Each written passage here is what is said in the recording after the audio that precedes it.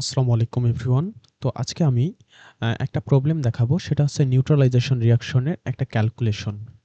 তো সেক্ষেত্রে আমাদের কোশ্চেনে বলা আছে যে 200 ml 0.1 m অক্সালিক অ্যাসিডের সাথে আমাদের রিঅ্যাকশন করতেছে হচ্ছে সোডিয়াম হাইড্রোক্সাইড। তাহলে অক্সালিক অ্যাসিড হচ্ছে একটা অ্যাসিড আর সোডিয়াম হাইড্রোক্সাইড একটা হচ্ছে বেস। তো অ্যাসিড আর বেজের মধ্যে হচ্ছে নিউট্রালাইজেশন রিঅ্যাকশন হবে।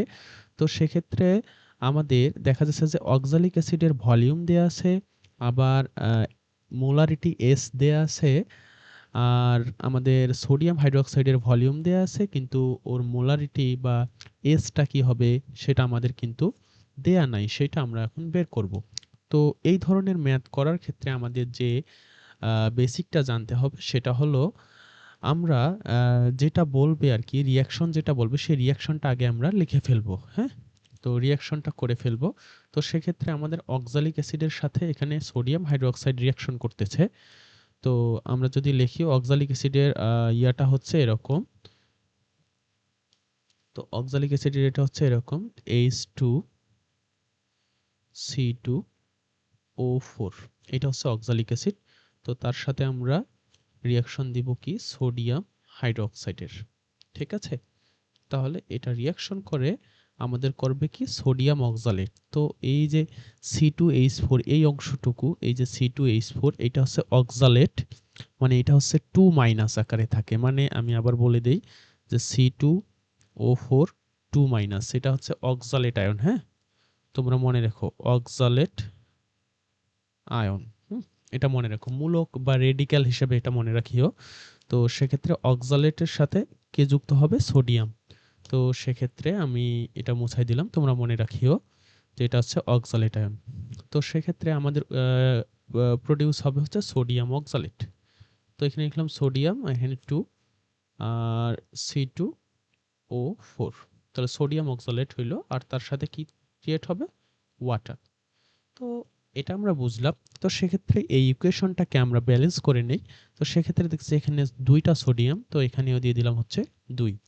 তো আর কিন্তু আমাদের ব্যালেন্স করা হয়ে গেছে, আর কিছু করা লাগবে না। দেখা যাচ্ছে যে এখানেও 2টা হাইড্রোজেন, এখানেও আমাদের 2টা হাইড্রোজেন, 2টা সোডিয়াম 2টা সোডিয়াম, এভাবে কিন্তু আমাদের ব্যালেন্স এখানে হয়ে গেছে।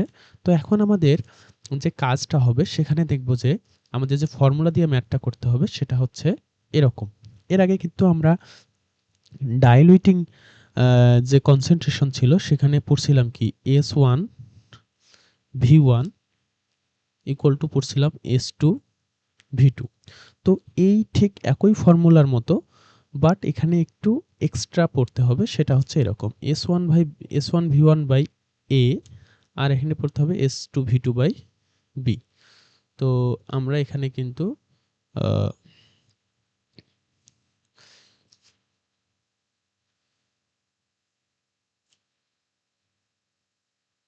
তাহলে আমরা S1V1 A এটা মানে কি সেটা সাইডে লিখে দেই। তো S1 কে ধরবো আমরা হচ্ছে অ্যাসিডের মোলারিটি বা কনসেন্ট্রেশন, আর V1 কে ধরবো হচ্ছে অ্যাসিডের হচ্ছে ভলিউম। তো সেক্ষেত্রে অ্যাসিডের ভলিউম কত দেওয়া আছে? 200 ml। আর এখানে আবার অ্যাসিডের আমাদের মোলারিটিটা কত দেওয়া আছে? 0.1 m।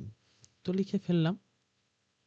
আর এখানে এটা হচ্ছে মানে অ্যাসিডের মোল সংখ্যা বা মোল নাম্বার, অ্যাসিডের মোল নাম্বার। তো সেক্ষেত্রে দেখব এই যে অ্যাসিড আছে না, তো ব্যালেন্স করার পর এর সামনে যত থাকবে তত। তো এখানে সামনে কিন্তু 1 আছে। হ্যাঁ, তো সেক্ষেত্রে এখানে এ এর ভ্যালু হচ্ছে 1। আর S2 হচ্ছে বেজের মোলারিটি বা কনসেন্ট্রেশন। তো বেজের কনসেন্ট্রেশন আমাদের কিন্তু বের করতে হবে।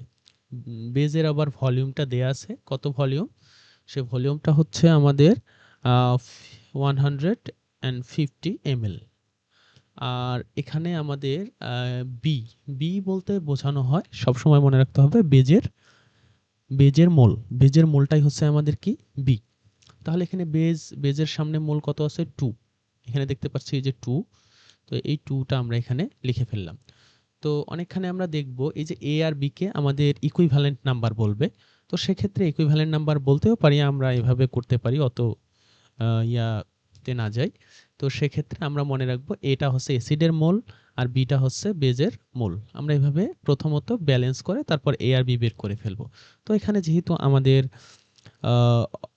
সোডিয়াম হাইড্রোক্সাইডের S2 বের করতে বলছে, এখানে আমরা যদি S2 নেই তাহলে S2 নিলে কি হবে, S2 নিলে বাকিগুলো আমরা এইদিকে দিয়ে দিই।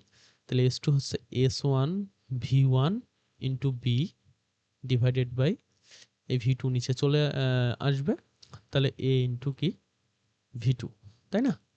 তাহলে S1 V1 B এর ভ্যালু যদি আমরা বসাই দিই তাহলে S1 এর ভ্যালু হচ্ছে কত, 0.1। তার সাথে আমরা V1 এর ভ্যালু বসাই দিলাম 200, B এর ভ্যালু কত পাইছে এখানে 2 ডিভাইডেড A এর ভ্যালু কত, এর ভ্যালু হচ্ছে 1, আর এখানে আমাদের V2 এর ভ্যালু হচ্ছে 150। তো এটা যদি আমরা ক্যালকুলেশন করি তখন কিন্তু আমরা S2টা পেয়ে যাব। তো S2 অর্থাৎ আমরা সোডিয়াম হাইড্রোক্সাইডের কনসেন্ট্রেশনটা কিন্তু আমরা পেয়ে যাব। তো ক্যালকুলেশন করলে আসবে আমাদের কি, আমরা যদি ক্যালকুলেশন করি তাহলে 0.1 ইন্টু হচ্ছে 200 ইন্টু 2, এটাকে যদি আমরা ডিভাইড করি কত দিয়ে, 150 দিয়ে, তাহলে আসতেছে আমাদের কত, 0.26, অর্থাৎ আমরা লিখতে পারি 0.27 এম। তো এটা আমরা কিন্তু সোডিয়াম হাইড্রোক্সাইডের কি আমরা বের করে ফেললাম যে সোডিয়াম হাইড্রোক্সাইডের কনসেন্ট্রেশন মোলারিটি ইউনিটে। তো এখন আমাদের এটাকে ppm ইউনিটে নিতে হবে, যেহেতু আমাদের ppm ইউনিটে করতে বলছে, তো সেক্ষেত্রে আমরা এটাকে ppm ইউনিটে নিয়ে নেব। তাহলে S2 কত পাইলাম আমরা কনসেন্ট্রেশনটা মোলারিটি ইউনিটে, 0.27। তো সেক্ষেত্রে আমরা জানি ppm এর ফর্মুলাটা আমরা জানি যে ppm equal to sm into 10 to the power 3। তো সেক্ষেত্রে কার ppm, আমাদের সোডিয়াম হাইড্রোক্সাইডের ppm। তাহলে সোডিয়াম হাইড্রোক্সাইডের m মানে মলিকুলার মাসটা কত, 40 জানি আমরা সোডিয়াম হাইড্রোক্সাইডের 40, আর এখানে হচ্ছে S টা হচ্ছে পাইলাম আমরা 0.27 m। আর এখানে যদি আমরা ক্যালকুলেশন করে দিয়ে দেই 0.27 ইন্টু 40 ইন্টু হচ্ছে 1000, ঠিক আছে, 1000 অর্থাৎ 10 কিউব মানে হচ্ছে 1000। তো করলে আচ্ছা আমাদের দাঁড়াবে কত দাঁড়ায় সেটা আমরা দেখি, 0.27 মাল্টিপ্লাই 40 মাল্টিপ্লাই আছে 1000। তো আমাদের ভ্যালু আসতেছে হচ্ছে 10,800, তাহলে 10,800 ppm। তো আশা করছি আমরা ম্যাথটা বুঝে গেছি।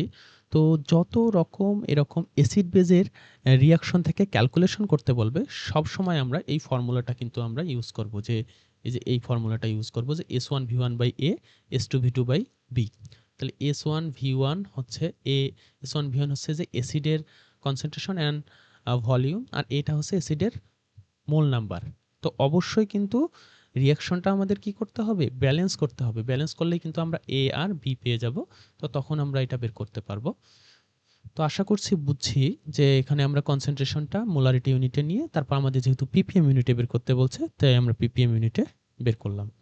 আশা করি বুঝতে পারছি।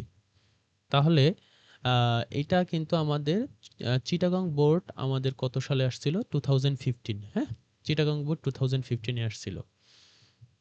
তো ওকে,